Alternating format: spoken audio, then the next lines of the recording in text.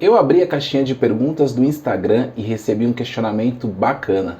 Tão bacana que se tornou o tema do vídeo de hoje.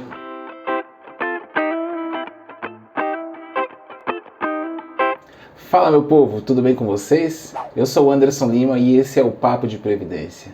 Antes de começarmos, não se esqueçam de se inscrever no canal, ativar todas as notificações e, é claro, deixar o seu like. Beleza? Muito bem. Como eu estava falando, eu abri uma caixinha de perguntas no Instagram e recebi o seguinte questionamento. Se eu pagar os últimos 3 anos de carnê no valor máximo, eu recebo esse valor de aposentadoria? E aí, o que vocês acham? De cara, eu já posso supor que a pessoa que enviou essa pergunta, ela deve estar se referindo à forma de cálculo da média salarial, considerando os últimos 36 meses de salário de contribuição. A regra que era utilizada até novembro de 99. Esse modelo de formação de PBC, que é o período básico de cálculo, ele deixou de ser aplicado em 29 de 11 de 99, com o advento da Lei 9.876 de 99. Muitos segurados pensam que o cálculo da renda ainda é feito dessa forma, mas esse modelo de cálculo mudou em 99 e já mudou de novo em 2019. Mas eu vou fazer um histórico dessas formas de calcular a renda mensal inicial das aposentadorias e te falar uma coisa.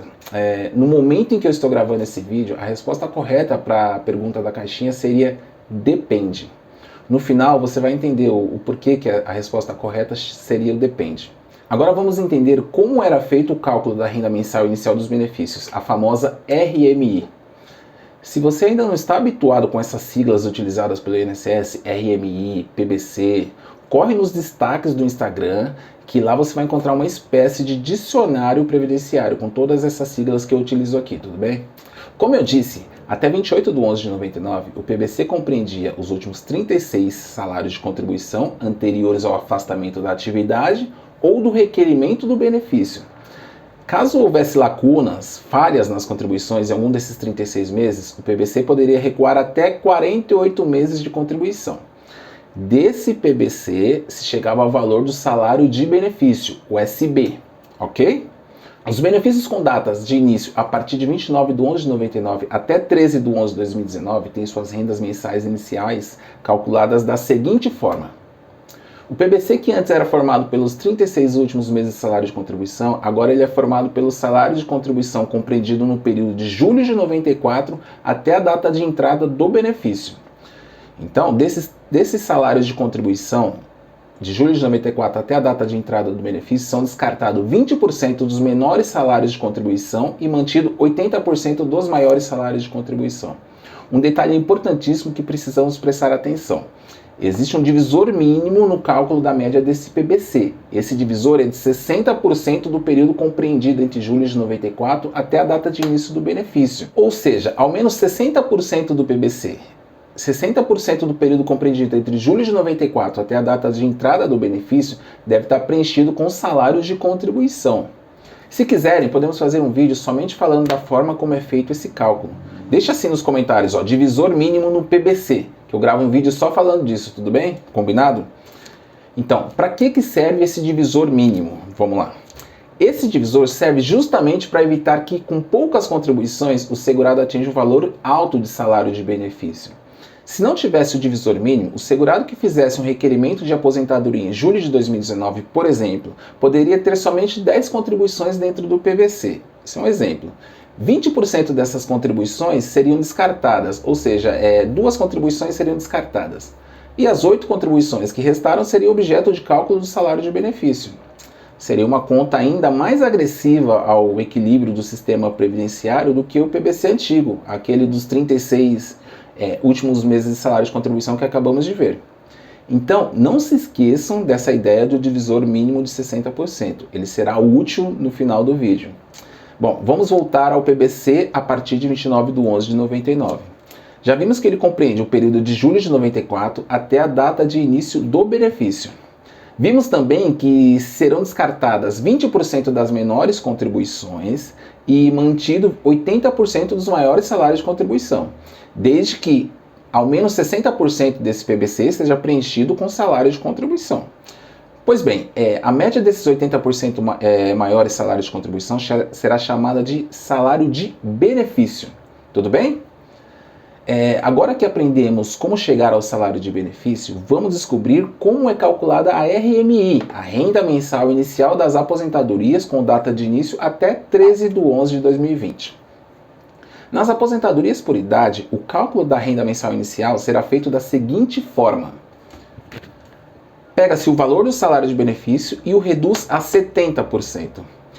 Esse 70% será acrescido de 1% para cada ano contribuído. Logo, se o segurado tiver ao menos 30 anos de contribuição, no caso da aposentadoria por idade, ele se aposentará com 100% do seu salário de benefício. É importante aqui, não vamos confundir os 100% do salário de benefício com o teto previdenciário, hein? 100% do salário de benefício é o teto da média contributiva daquele segurado. É o valor máximo que aquele cidadão poderá ter de renda do seu benefício, de acordo com a contribuição que ele fez ao longo da sua jornada previdenciária. Tudo bem? Já nas aposentadorias por tempo de contribuição, o cálculo da RMI é feito um pouco diferente.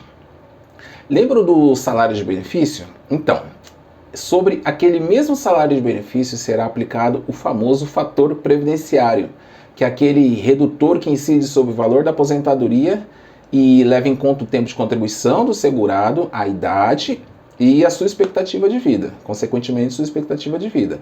Quanto menos idade tiver o segurado, maior será a incidência do fator previdenciário e, consequentemente, quanto mais idade tiver o segurado, menor será a incidência do fator previdenciário. Deu para entender? É simples a lógica, né? Então, segurado mais velhinho, menos fator. Segurado mais novinho, maior o fator. Assim ficou claro, tudo bem?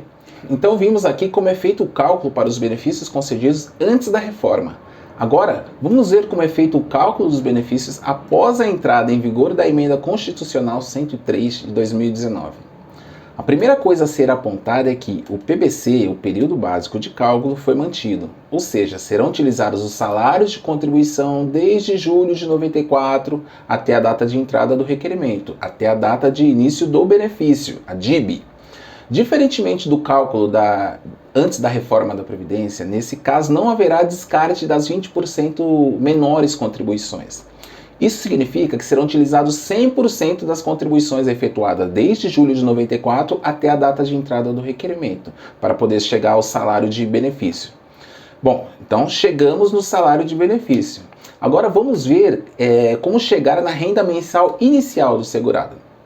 Esse salário de benefício ele será reduzido para 60% e serão acrescidos 2% para cada ano de contribuição que exceder 20 anos de contribuição, até chegar ao limite de 100%, que somente ocorrerá quando o segurado tiver 40 anos de contribuição.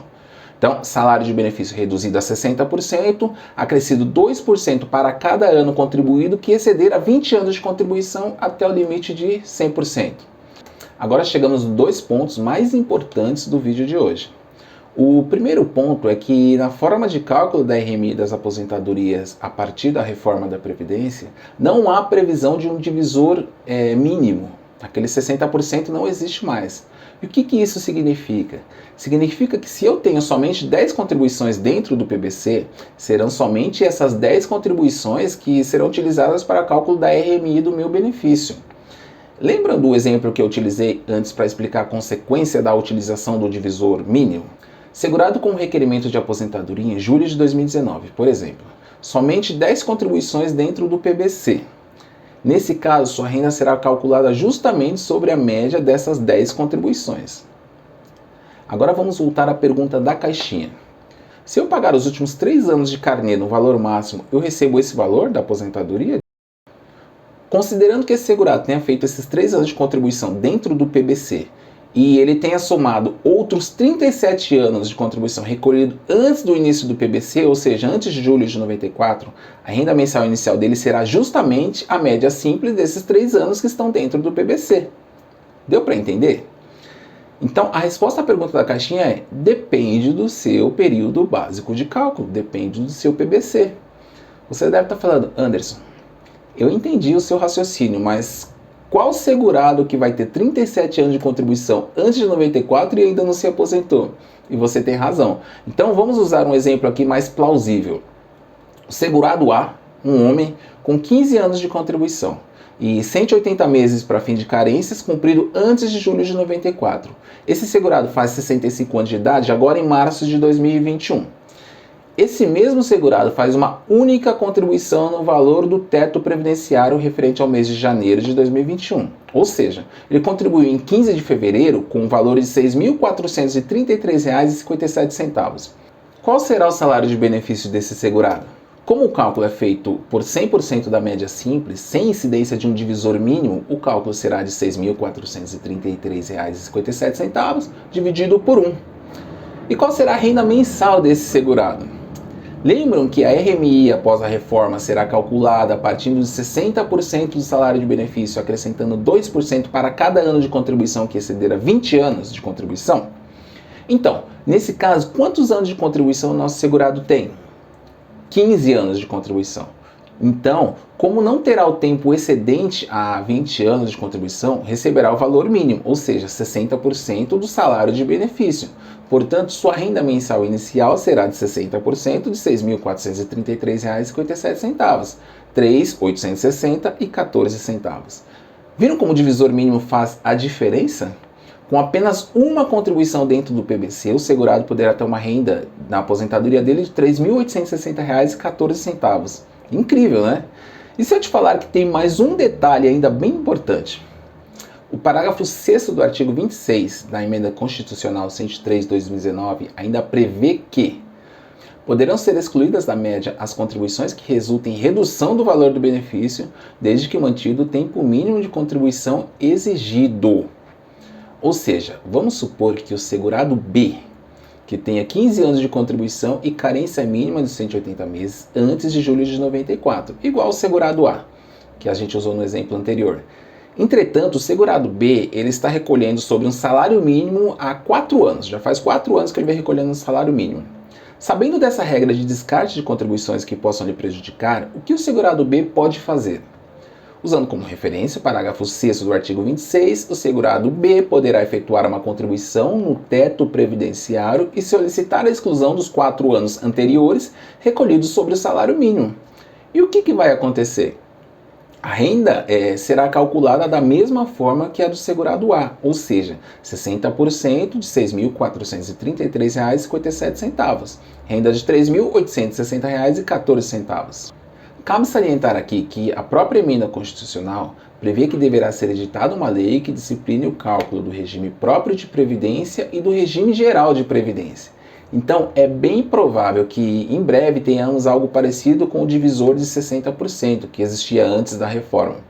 Portanto, meu amigo da caixinha, só analisando o seu período básico de cálculo para saber se você vai se aposentar pelo teto ou não. Combinado? Galera, não esqueçam de deixar o comentário e de curtir o vídeo, tudo bem? É isso aí, meu povo. Um abraço.